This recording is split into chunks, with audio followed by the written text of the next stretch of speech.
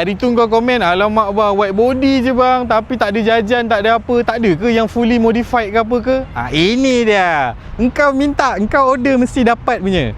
Ada sebiji lagi unit ZC33S, tapi yang ini fully loaded. Bila kita cakap fully loaded, bukan main-main punya fully loaded tau. Bonnet depan carbon fiber Toyoshima. Ini pun aku jarang nak nampak orang pakai. Dia sekali dapat dengan dia punya cover bawah tau, rain cover bawah dia. Lip depan carbon fiber juga. And then rim ZE40 tuan-tuan, size 17. Dah memang datang dengan Toyo R1R. Ini pun tayar Toyo nenas ni pun dah susah kita nak jumpa dah kat atas jalan. So spek rim dia ialah 17. Yang itu hari aku tunjuk dekat kau 18. So yang ni nampak macam lebih sopan sikit. Tapi fitment cun-cun. Tak ada pakai spacer, tak ada apa. Memang cun-cun Cina je tuan-tuan. Spoiler pun dah datang dengan monster punya carbon fiber punya wing.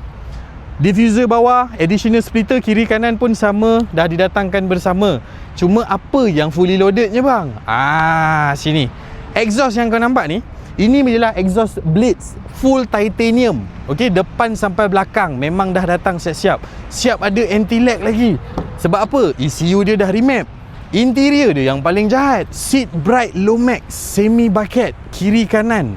Dia memang dah siap balutkan. Seat belakang semua pakai kain original bright yang sama tuan-tuan. Siap dapat back cover lagi.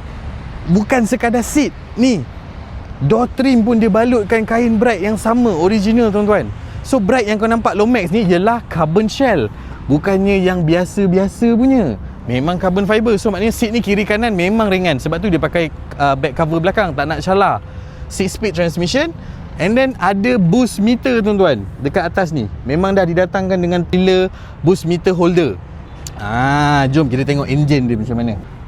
Alamak, ringan gila weh. Model ni dah didatangkan dengan LSD tuan-tuan. Dan juga ini yang paling best dia. Yang ni aku tak pernah nampak lagi kat mana-mana kereta ada yang pakai. Tapi kalau ada, sorry lah, sebab kita bukan dalam scene korang.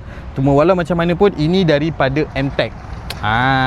Sama dengan throttle controller tadi, sama juga dengan ni, carbon air intake.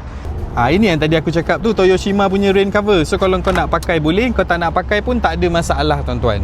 So andai katalah kau memang nak haba daripada enjin terus keluar, okey, tak payah pakai. Tapi kalau kau takut enjin kau kotor, hujan dan sebagainya, air masuk, boleh pakai juga rain cover ni. Dah memang bagi sekali dah, jangan risau. So tadi aku dah cerita dekat kau dah macam mana, sikit-sikit lah kita nak cerita in detail kepada serious buyer. Confirm lah kita share out dia punya list kan.